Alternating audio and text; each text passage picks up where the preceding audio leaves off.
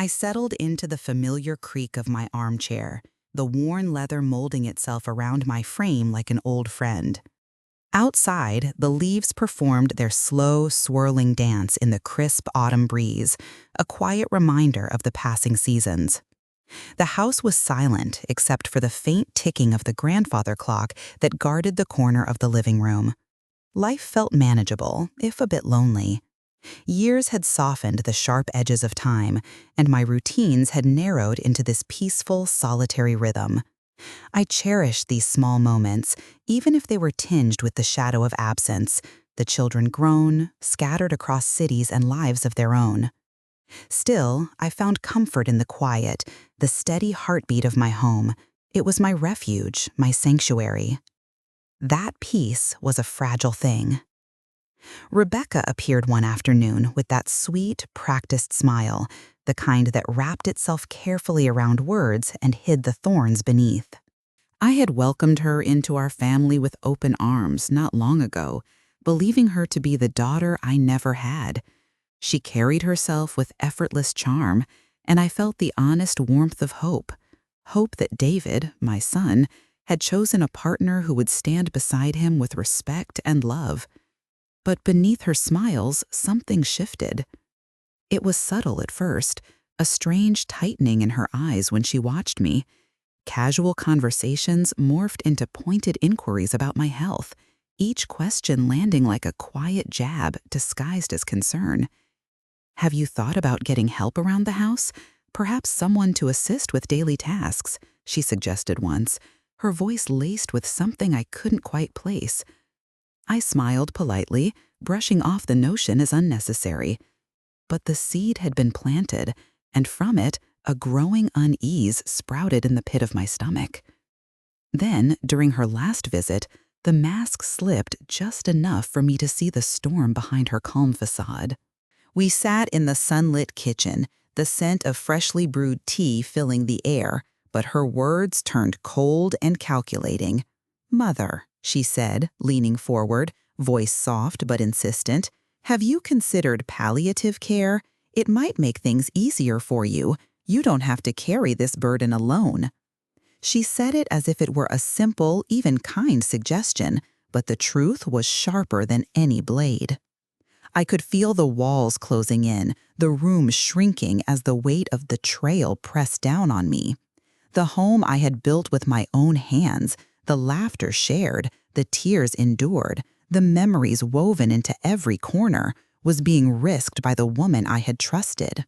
Her ambition was a quiet storm rolling in beneath the surface, ready to dismantle everything I held dear.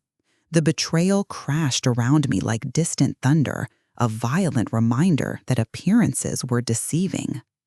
A silence fell between us, heavy and suffocating. I watched her, really watched, for the first time. The woman who seemed so eager to care for me was weaving a web that threatened to entangle us all. The look in her eyes was of someone who saw me as an obstacle, a token to be claimed rather than a person to be cherished. I felt a cold resignation settle deep within my chest, an ache more profound than physical pain. Years of nurturing, of sacrifice, flickered through my mind. Late nights helping David with school projects, the countless meals prepared, the gentle guidance offered without question.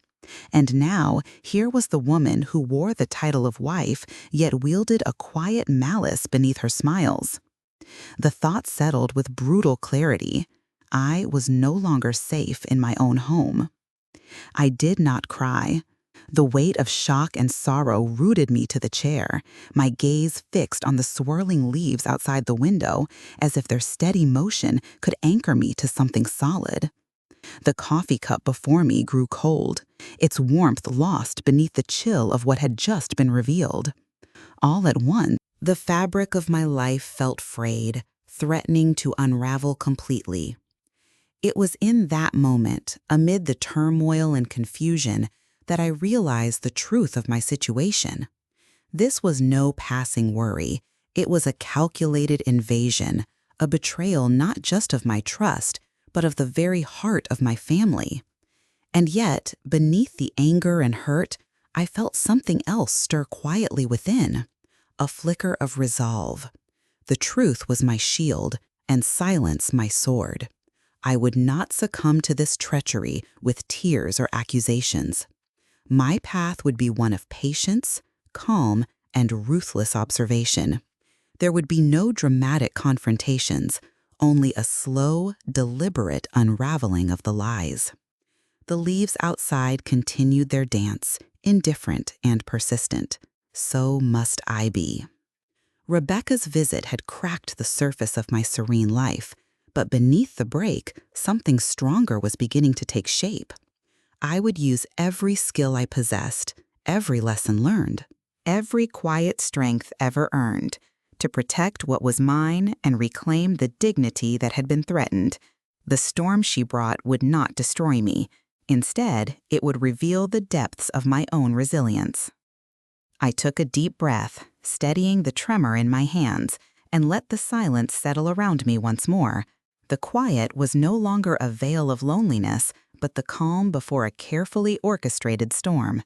The hours that followed stretched long and still, the weight of Rebecca's betrayal settling heavily around me like a thick fog closing in. Yet within that haze of shock, a quiet clarity began to form, steady and unyielding. The pain of deception burned sharp and bitter, but it no longer overwhelmed me. Instead, beneath the surface of hurt, a seed of resolve took root, one that would grow slowly and fiercely, like the oak tree standing tall beyond my window. I closed my eyes and let the memories flow back to me. The evenings spent sitting beside David's bed, soothing his childhood fears, the countless nights when school projects became shared battles against exhaustion, the meals I prepared with tired hands but an overflowing heart. These recollections were more than just moments. They were the very threads of our family's tapestry, the legacy I had nurtured with unwavering love and sacrifice. And yet now, it threatened to unravel under the strain of betrayal. It was a bitter realization. Love alone is never enough if vigilance does not accompany it. I had opened my heart fully to Rebecca, welcoming, trusting, blind in my hope. But now I saw how she took advantage of that trust, slyly probing for weakness beneath the gentlest of smiles. Her questions about my health and the house, once brushed off as care, revealed themselves to be calculated tests, cold and deliberate. Hope could no longer be my armor. Instead, I turned inward, vowing patience and silence. Rage would be my enemy, calm my ally. I would observe without haste, listen without revealing, learn without surrender. The road I chose was quiet, cautious, the slow unraveling of deceit rather than an explosive confrontation. I would wield silence as my shield and truth as my sword. In those first days, I replayed every word exchanged with Rebecca since she entered our lives. I analyzed the undercurrents in her voice, the subtle insistence on helpful suggestions regarding finances, property, and future plans. Certain comments that had once seemed innocent now felt like moves in a silent game, moves aimed squarely at shifting power and control to her side. The urgency with which she pressed upon selling the house felt less like concern, more like a demand. My years as a paralegal came surging back to me, an unexpected wellspring of strength. Though those days felt far behind, the knowledge lingered. The language of contracts, wills, deeds, and powers of attorney was mine to command. I resolved to dust off those skills, to study the documents I had long kept safe, and to transform my understanding into a powerful shield against the tide threatening to engulf me. But there was no need to rush, no need to further unsettle David, caught between his mother and wife, pulled by affections that clouded judgment. I would approach this war with the measured steps of a tactician, not the impulsiveness of a wounded heart. So I wrapped myself in quiet vigilance. When Rebecca next arrived, I greeted her with calm neutrality, concealing the storm brewing beneath my composed exterior. She continued her subtle campaigns of suggestion and pressure, small remarks about what was best for the family, pressing questions about legal matters, hints at plans I knew nothing of. I met each with a cool smile, letting her words fall without response, but in my mind I catalogued every phrase as evidence. My nights were devoted to revisiting old legal documents, the trusts, wills, deeds, and powers safely locked away in a drawer I rarely opened. Page by page, I studied the fine print, mapping vulnerabilities and protections alike. Each clause represented a weapon in my arsenal, a line in the battle plans I began to sketch in silence. I reminded myself that while Rebecca wielded deception, I carried the power of law and truth. All the while, my thoughts dwelt on David, how torn he must feel, caught between the woman he loved and the mother who raised him. I knew I must shield him from the harsh reality until the moment called for revelation, lest his loyalty fracture into confusion and pain. Protecting him was part of my resolve. The days slipped slowly into weeks. My house, once a place of comfortable routine, became a strategic command center. I renewed my quiet routines, watering my plants, pacing the familiar halls, breathing in the history etched into every wall, not only to soothe my spirit, but to remind myself why I fought. This house was more than brick and mortar. It was the tangible presence of decades of shared life, a testament to the sacrifices I endured. The emotional burden was heavy, but beneath it grew something stronger, an iron will tempered by years of resilience. I held to the belief that strength does not always roar. Sometimes it whispers in silence, grows in stillness, and strikes when least expected. I repeated my mantra countless times in my mind. Truth is my shield, silence my sword. These words became my lifeline in moments of doubt, a grounding force that steadied my nerves and clarified my purpose. Tears and despair would not define this chapter. Instead, calculated patience and ruthless observation would. There would be no dramatic outbursts, no furious accusations, just the slow, deliberate pulling apart of the lies crafted around me.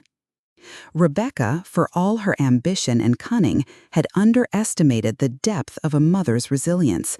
She believed silence was surrender. She did not see it as preparation for battle. I wove my silence carefully, shielding my plans beneath a composed exterior while gathering every piece of information I could. The war waged within these walls was invisible to all but me. I spoke only when necessary, and then with calm precision. The sting of betrayal remained, a constant ache, but it no longer crippled me. Instead, it fueled a quiet power that grew stronger each day. I was becoming the unshakable force that no scheme could topple. And so I waited. In the stillness of this house, the quiet before the storm, I prepared myself. When the moment came, and it would come, I would emerge not as a victim, but as a victor. Unyielding, patient, resilient beyond measure. I began with stealthy steps, deliberate but unseen by the world around me. Each small action was part of a broader plan to build a fortress in the quiet spaces of my life. The years I had spent observing people, combined with my legal knowledge from a distant career as a paralegal, sharpened my mind into a workshop of strategy and patience.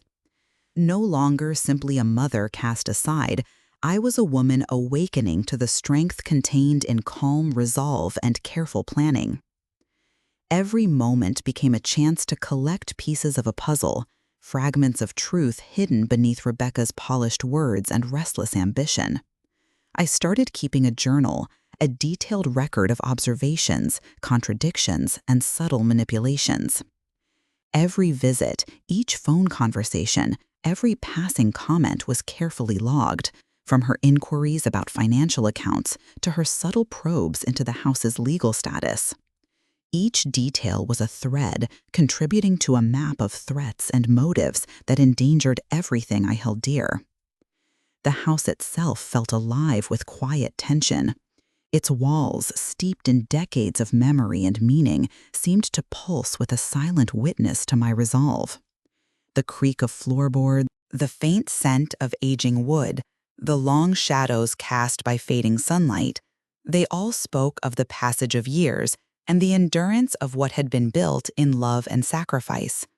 I traced my fingers along familiar surfaces with quiet reverence, understanding this was not just a place, but an extension of my very self.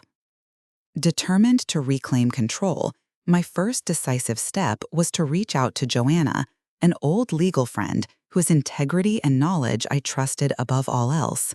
Years had passed since we last spoke, but the urgency of my situation overcame any hesitation. Her warm, steady voice on the phone was a lifeline to sanity and support in a storm that otherwise threatened to consume me. We met in a quiet cafe, a neutral ground isolated from prying eyes and sharp tongues.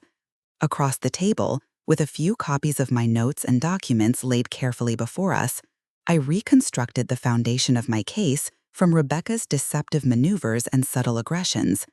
Joanna listened intently, her eyes sharp, her mind already cataloging facts and possibilities. This was not a battle of emotion, but one of law and reason, of rights and proof. Together, we began to explore the intricacies that would protect my ownership and dismantle Rebecca's cruel designs. With Joanna's guidance came a renewed sense of purpose. I gathered financial documents, tax records, and any trace of Rebecca's attempts to encroach upon my property and autonomy. Stealth was critical. I could not alert either Rebecca or David prematurely. My son's affection was genuine but fragile, torn between two worlds. His confidence needed protection from falsehoods until truth could be presented in a way he would understand and accept. I collected evidence painstakingly. Unusual bank withdrawals in Rebecca's name hinted at unauthorized control.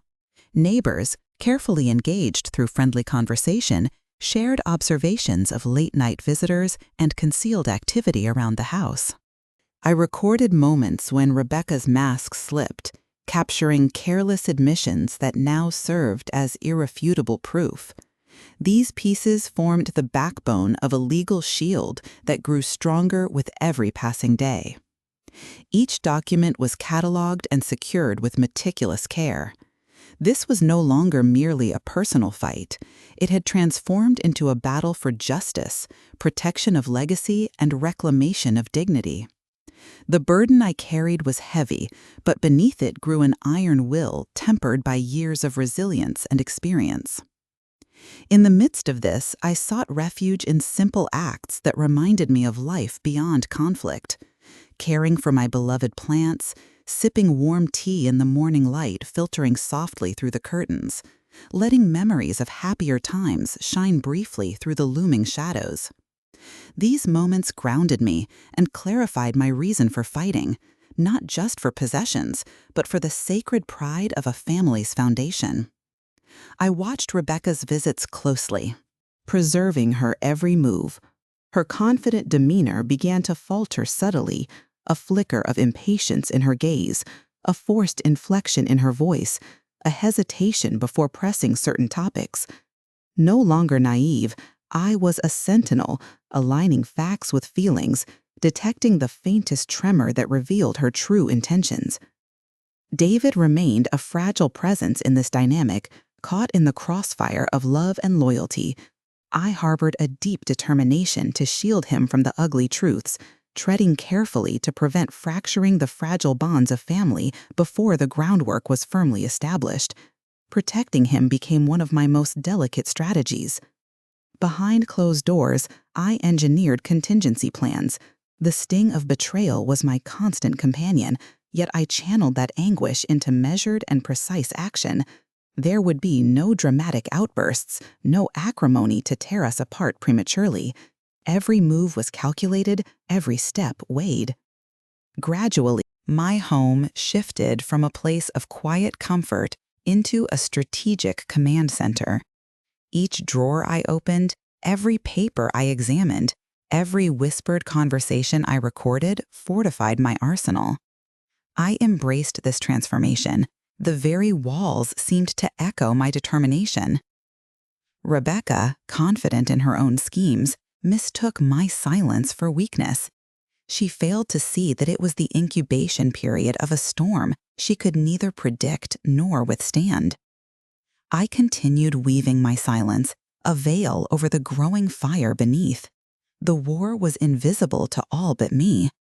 I spoke only when necessary, each word measured and calm, concealing the tempest within. The aching wound of betrayal no longer held me captive. Instead, it became the fuel that ignited a quiet power, growing with each breath, each piece of evidence gathered, each plan refined. I was becoming the unshakable force that no scheme could topple, a fortress of resolve, built stone by stone in the darkness. And so I waited, patient and vigilant. In the stillness of this house, the calm before the storm, I prepared for the inevitable confrontation. The moment would come. When it did, I would emerge not as a victim, but as a victor. Unyielding in purpose, patient in execution, resilient beyond measure. The quiet war was far from over, but the tide was turning, and I was ready. The days settled into a relentless rhythm, demanding both quiet resilience and keen focus. Each morning I rose purposefully, greeted by the familiar creak of the old house, which had silently borne witness to decades of our family's joys and struggles. No longer did it feel merely like home. It had quietly transformed into a battleground where I meticulously laid plans toward reclaiming my life and dignity. The slow stripping away of the life I once knew haunted me, yet I met each day with a stubborn courage. I began letting go, parting with treasured possessions that, while laden with memories, had become chains binding me to a betrayal I refused to accept. I wrapped cherished photographs, delicate porcelain figurines, and that old, steadfast clock, the heartbeat of so many family gatherings, in soft cloth, whispering silent farewells to each. These were sacrifices, painful but necessary, offerings toward the altar of my freedom. I entrusted these objects to neighbors whose silence and loyalty I could count on. Our quiet exchanges held more significance than the simple passing of fragile parcels. They symbolized the reclamation of control.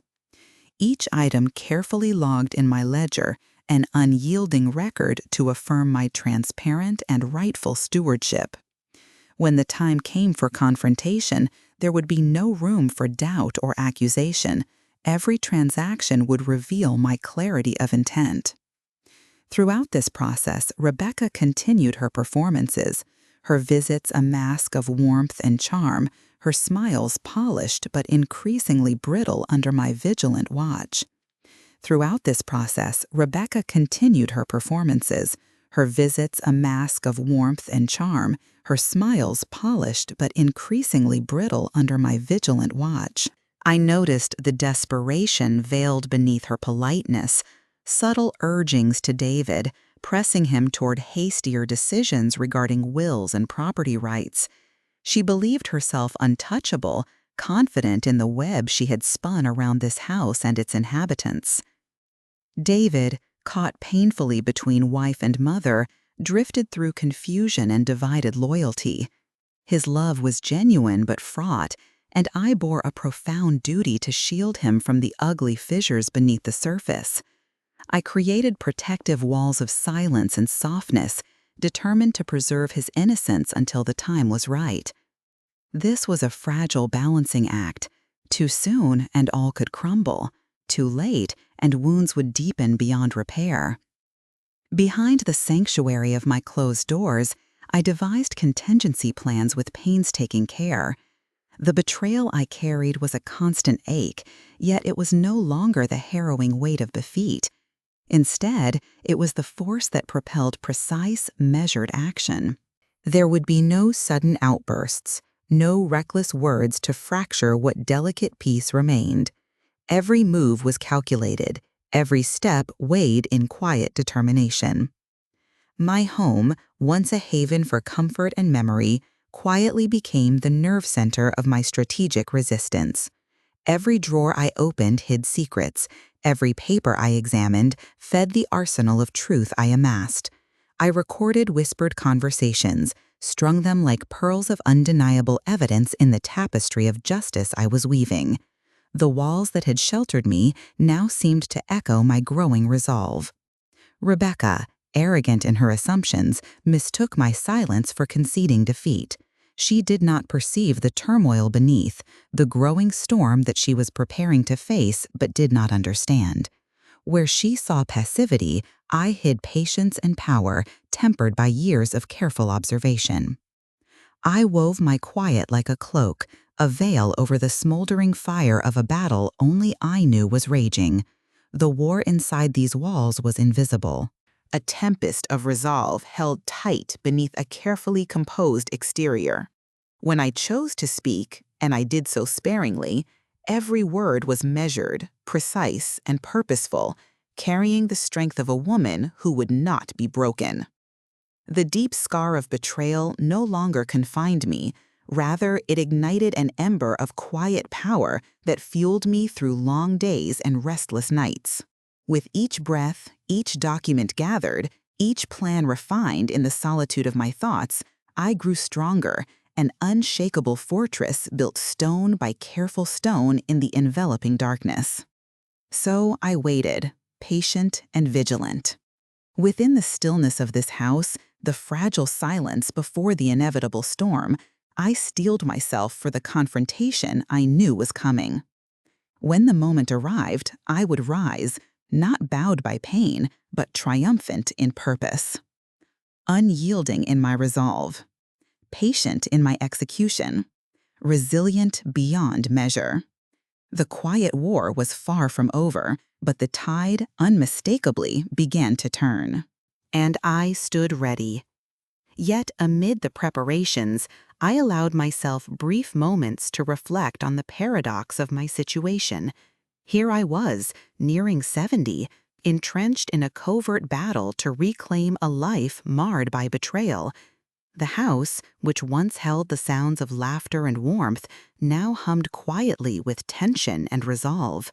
Still, beneath this, I felt a power grow, a strength forged by years of caregiving, sacrifice, and silent fortitude. The process was difficult. Each act of selling a treasured item was like cutting a piece from my own heart. Still, the growing sense of control and self-preservation balanced the sorrow. Each transfer was an assertion, a tangible step toward freedom from the ties that threatened to strangle the life I had built. Neighbors who had witnessed Rebecca's subtle but insistent presence became allies, trustworthy confidants in this guarded campaign. They observed quietly, their accounts lending weight to my mounting evidence. I nurtured these relationships carefully, recognizing the power of community in supporting justice. At night, when the house settled beneath a shroud of darkness and silence, I pored over documents, double-checking every detail. These papers, financial statements, property titles, legal correspondences, were my silent weapons. I cataloged discrepancies and irregularities, weaving them into a narrative of deception ready to be revealed. My phone calls with Joanna remained a lifeline, conversations peppered with legal jargon and strategy, always focused on the forthcoming moment when we would step from the shadows into the light of confrontation. Together, we strategized how to protect not only the house, but David's fragile peace and my own dignity.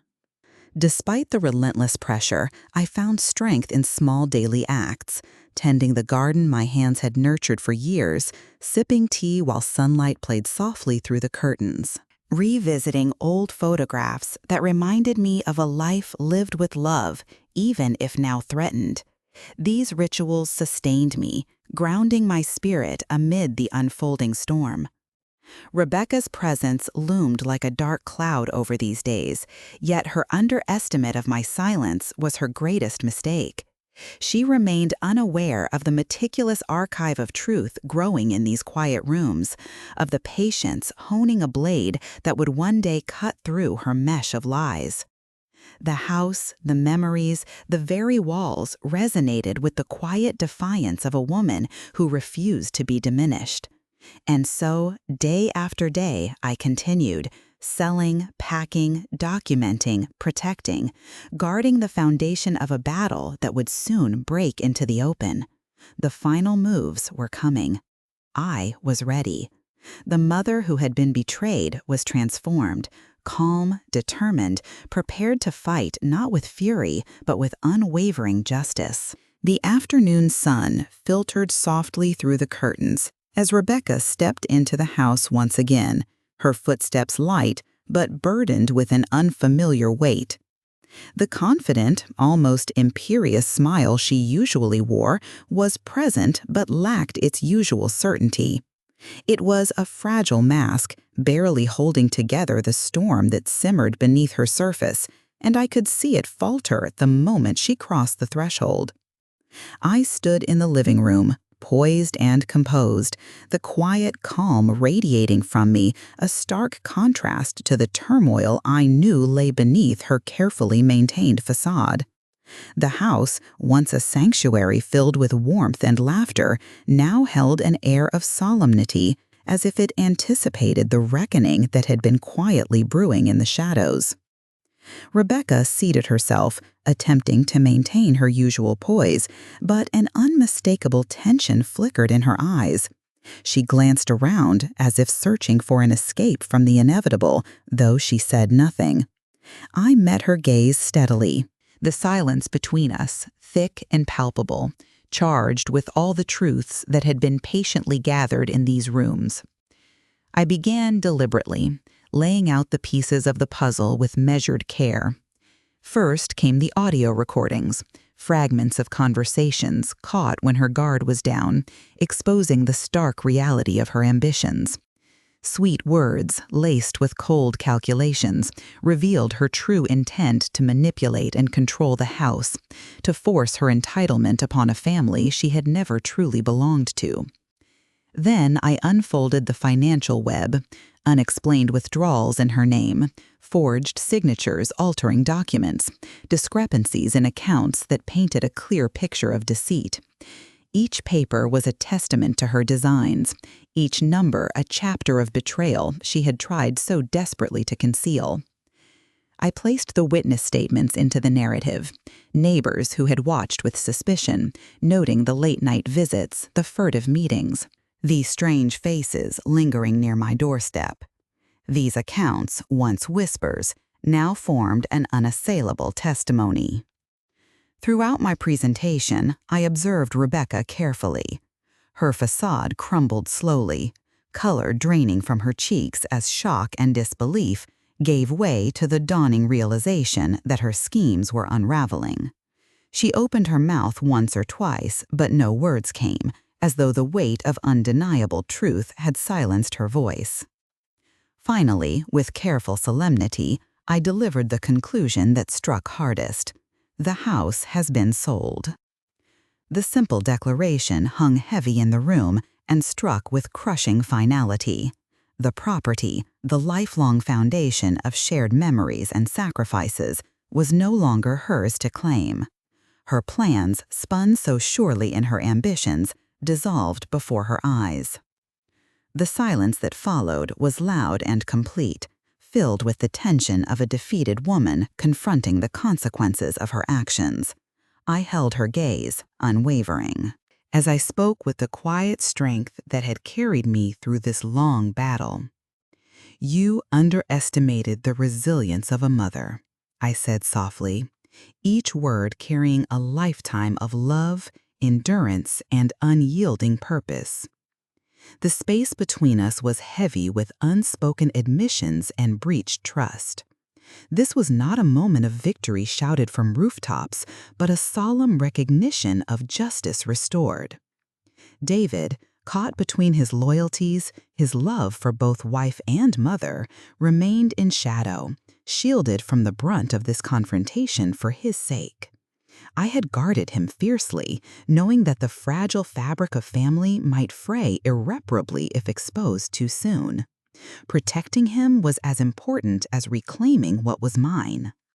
Rebecca gathered herself after a long moment, her posture slumped, defeated. Her presence in this house, once marked by quiet ambition and veiled threats, ended with a step away, leaving behind the weight of unspoken regrets and broken illusions. As the door closed firmly behind her, a deep calm settled over the house, filling the rooms with a peace long absent. The burden lifted, replaced by an almost tangible sense of relief and renewal. I walked through the space once filled with tension, the memories engraved in these walls no longer tainted but reclaimed. The house was alive again, not simply as a structure of bricks and wood, but as a testament to survival and enduring love. The storm that had darkened my skies had passed, leaving behind a clarity that was both humbling and empowering. Silence reigned once more, not as a prison, but as a healing embrace, the breath after a long struggle, the space for new hope to grow. Though the echoes of pain and betrayal would linger like faint shadows, they were now softened by the strength that had blossomed beneath my quiet endurance, the unbreakable heart of a mother. Truth was my shield and silence my sword. And in the balance of these, I found my liberation. From beneath the surface of heartbreak and betrayal, I rose, calm, resolute, and unbroken. The home was my sanctuary once again, and this time no one could take it from me. After Rebecca left, a quiet calm took hold of the house, a calm I hadn't experienced in years. The oppressive weight of betrayal lifted slowly from my heart, replaced by a fragile lightness that brought relief and, surprisingly, hope. Wandering through the rooms, I touched the worn edges of familiar furniture, feeling the home breathe again, not simply a building of bricks and wood, but a living testament to endurance and love reclaimed. The shadows of the past still whispered from these walls, but no longer did they darken the space. Instead, they reminded me of survival, of strength earned through patience and quiet resilience. The storm that had once clouded my skies was behind me now, leaving clarity and calm in its wake. Silence reigned, no longer a prison, but a healing embrace. The gentle breath after a long struggle. It was in this stillness that I found space for new hope to grow. Though pain and betrayal lingered faintly like distant echoes, their sharp edges were softened by the power that had blossomed beneath my steady endurance, the unbreakable heart of a mother. Truth had been both my shield and silence my sword, and in that sacred balance I found my liberation. Rising from the depths of heartbreak, I stood calm, resolute, unbroken. My home was mine once more, not just the walls and rooms, but the dignity and peace that come with reclaiming one's life. This time, no one could take it away. I moved into a modest apartment nearby, a place some might see as small, but to me, it was vast with possibility. A gift from a more cautious time in my life, a refuge where I could gather the scattered pieces of my spirit and begin a new chapter. Surrounded by familiar mementos, photos holding smiles from happier days, letters penned by hands long gone, I arranged each with care. These tangible memories reminded me that pain and love are intertwined, threads in the tapestry of life. Tending the small balcony garden, watering the plants I had nurtured through years of change, I found solace. These simple acts became rituals of renewal, grounding me in life's beauty and persistence. In quiet moments, sunlight would play softly through the curtains, and I'd sip tea, letting warmth fill more than just my hands. I allowed myself soft smiles, even occasional laughter, rare gifts that shone like sunshine through long-held clouds. David remained in my thoughts often, the son torn between loyalties whose heart I continued to protect fiercely. Our bond, though tested, held strong, built on patience, understanding, and a love that time could not erode. I knew the road to healing would be long, with threads to mend and bridges to rebuild, but this journey was mine to chart, on my own terms, with the strength I'd reclaimed from silence and truth. Whispering softly to the quiet walls one evening, I promised myself, I will live on my terms. The tears that once threatened to overwhelm now rested gently, badges of a hard-won peace. The mother who had been betrayed was now the woman who chose calm over fury, justice over vengeance, freedom over silence. The battle had been fought not with loud cries, but with steady resolve. Liberation was not just a moment, it was a quiet storm beneath the surface, waiting patiently to rise. And rise it did.